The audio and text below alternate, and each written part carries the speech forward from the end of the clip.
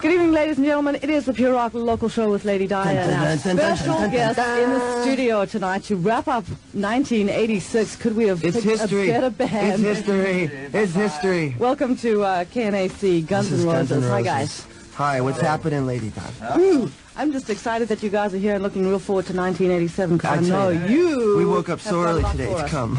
All right, let's see. Who do we have in the studio that you want to go ahead and introduce? Sound off. We're all here. I want to introduce Izzy. This is Izzy Stradlin here. He plays guitar in the band. And then Duff here on bass, Steven on drums. Hi, Steve. Slash guitars, and Axl Rose, singer. We're Guns N' Roses. Yeah. I want to thank you for the Christmas present. This is wonderful. Hey, we love giving. I'm glad that I got one of the copies before they sold out. Ladies and gentlemen, what I have in my hand is a Guns N' Roses EP. It's live like a suicide, which was put out in limited edition, but will be reissued right after the holidays. Somewhere around 97. 97, yeah. 97. No. According to schedule. If we feel like putting it back out. Yeah. Put it back out. We're putting out 15. There's a demand for this. We're putting out 15,000 copies No one's of it. walked up to me and asked me for one yet. So. And, you can pick them up at all the local record stores. You are working on an album that's going to be put out by Geffen. Right. Right. yeah, we're in that pre-production right now. That's due the 1st of April. Does that have a name yet? No. Name. We gotta pick up a name. There's millions of names, and we haven't picked one yet. Well, when the record's done, we'll probably decide.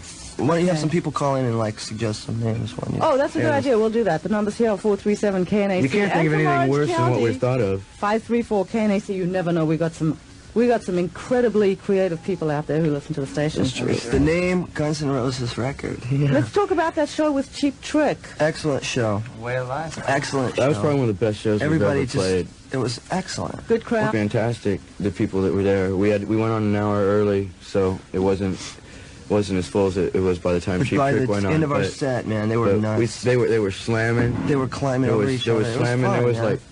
There was every kind of people you could imagine there, and everybody was thrashing. And they all were into it, right? They were climbing around. Yeah, they were climbing around. Kind of like the street scene, but a little bit more controlled, you know. The street scene was a bit wild. The intensity of the crowd was just so on. Good deal. Street scene was a blast. Was Cheap Trick, was that your last show for 86? Yeah. What's the day? Yeah. You don't have anything planned for New Year's Eve, right? We're taking nothing that's all up in the air right now. So these guys may show up anywhere on New Year's Eve, folks. Just look and we will out. show up somewhere. They will be somewhere. Happens every night. Probably your house.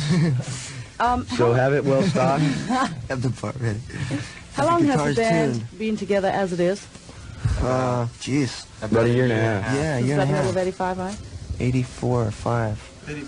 And we lost track of time this year, you know. We've been moving fast. Yeah, it was 85. 85. August or July. June 6th, the Troubadour was the first gig Slash played with us. How did you manage to hook up or connect with your manager, Alan Niven, who's an excellent... I have to give the guy credit. I think he's done a great job with all the bands he's worked with. He was going to help us out with the EP as far as getting the thing worked out, and then someone brought up the idea of him managing us, and so we just felt the guy out. And we went through a bunch of different managers, and he put up with us, we put up with him. Alan does more work in one day than any of the so-called professional big-time people that we have worked with, and it's like now when we go to shows. Right there. You know, we got a lot of work to do, and we need work done too. And you know, we don't need someone like holding on to our coattails. You know, we need someone. He doesn't mess doing around. the job. He gets the job done. Yeah, when we go to shows now, we eat the food they bring. What's real important is he has a real good idea of what this band's all about. You know, as far as just trouble, the way it is. Yeah. Warn me about that. He doesn't tell us, well, don't do this and don't do that, because he knows it's going to happen anyway. Is there a chance that working with Geffen, that the record people are going to try to subdue you or control? That was right. No, that's why we went with Geffen. Yeah, right. Yeah. We went with Tom Zuchop, who signed Dokken and Motley Crue, and To Electra. Yeah, to Electra, and then he went to Geffen, and he was looking for a band that he can just go balls out with. They're great. Matter of fact, it's like in one of the songs when we first went in and we just laid down our songs, I left out some obscenities, and they told me to go back and redo them. It's like whatever we do, they're behind it. It's all right. If we're not fully kicking ass, we recorded a couple test tracks with a different producer, and they decided it was too radio.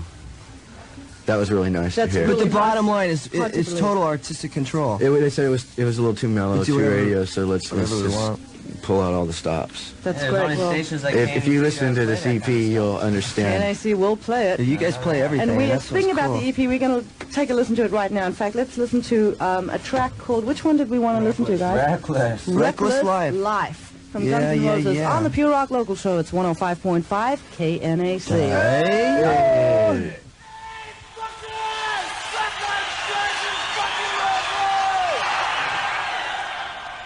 We're back in the studio with Guns N' Roses, and all the stuff on the EP, can we expect any of this on your LP when that arrives from Guns N' No, definitely not. It'll be new stuff. No, it's like, this is great stuff. Like I said, there's going to be 15,000 copies out, and then possibly after the other record comes out, and then, you know, sales of that do whatever, then there's a possible chance that we'll re-release it if there's a demand for it. I know there will. We'll see. You get 4 songs and a beautiful picture on this one, but the next one's going to be probably 10 songs, and it might even open up on the side with pictures and all that. You know, I doubt there'll be any covers on the other one. There's covers on this that we wanted to put out because we do them live, and the people like them live, and we kind of wanted to do this, like, you know, this is for you, and this is something that we've been doing in our set, you know. Because we never give anything. There's songs that the kids always want to hear, too. You know, it's like when we do shows, we get demand for these songs, so we just decided to put them on. We've got a set of like 50 tunes, and it's like... It's really hard to figure out what to play during a set. Yeah. So then we even forget, you know, one of our shows like at the Roxy, we went for like 2 hours, you know, and played a lot of things then, and we've got more songs since then. So, you know, and really, we don't really like any certain songs better than any others. So it just measures the mood. Whatever feels right at night, you know, we just usually play. They're all good, they're all exciting, and your show is particularly visual and high energy. Thanks to all of you, you all put an equal amount of effort into making it seem that way or come across that way. It is that way. And Thank you. Mr. Vocalist has the sexiest buns in California. Show me your buns, Axe. I was hoping you'd arrive here tonight. How you like that one? How you like that, Dave? Dave, how you like that? Go over to the hole. What do you think is the most exciting thing about performing live? It's when those chicks try to pull your pants off. Right in the front row. Hey, speak for yourself. I'll be right there. You're the lucky one. Just the whole aura of it. Just the whole aura. Just it's a total the energy that the crowd gives us and we give back. It's really exciting. It's like the only place that, like, you can, like, release all this energy that if you went around on the streets acting like we do on stage every day, we'd be put you away. That's the story. So when we get on stage for that, you know, half hour to up to 2 hours, whatever it is, you know, it's like that whole time you're getting everything out of your system. You're getting off for that hour. Yeah, we're kept in like individual wooden crates. Where do you think the local scene is going in 1987, musically, of course? It's going, for the sake of sounding corny, I think it's going towards a more 70s type of... East, I would say. Definitely. East. I've seen everybody heading doing east. it. Everybody's doing it. The reason I think for that is just that, okay, a lot of bands seem to come out in the 80s where everybody was jumping on some kind of bandwagon. I'm going to be heavy metal. I'm going to be new wave. I'm going to be this. I'm going to be that, because that's what it takes to make it. Yeah. And everybody, and a lot of people forgot about feeling. A lot of people forgot about why they were writing the music and what it did for them. And, you know, and in the 70s there was a lot of bands that were getting in touch with themselves, you know, and writing their music and how they believed and what they felt, and that's what we're doing. Yeah, you know? I planned that's on the only this. thing. It was like cowpunk and that rockabilly revival. I said, well, in the next 2 months it's going to be back to... It's always this and that, but if you look around, you see what keeps going on. I mean, you guys are playing it. So I mean, we've been doing the same thing since we all started. I mean, even before we've been off and on together for like about 3 or 4 years. Izzy and I have been together for over 10 years. Slash and Steve been together like 7 or 8. You know, and Duff's been in this picture for, you know, for about 2 years. Everybody's been rocking. And he was in Seattle, and he's put out like 4 different records up there. A band called the Farts and things like that. I love it. Who are the biggest influences for your particular band at this time?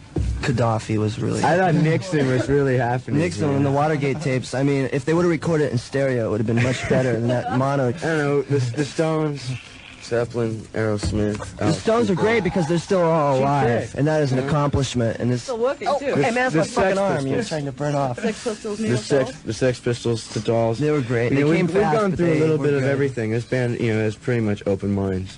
You know. Open. Well, good luck to you all in 1987. We will certainly be looking forward to your music. You know, and everybody out there knows, that it will be played right here at KNAC. It's 105.5 Pure Rock. And Happy New Year to you all. Thank you so much for taking Happy New Year! And you keep calling and calling and calling and calling and calling and calling.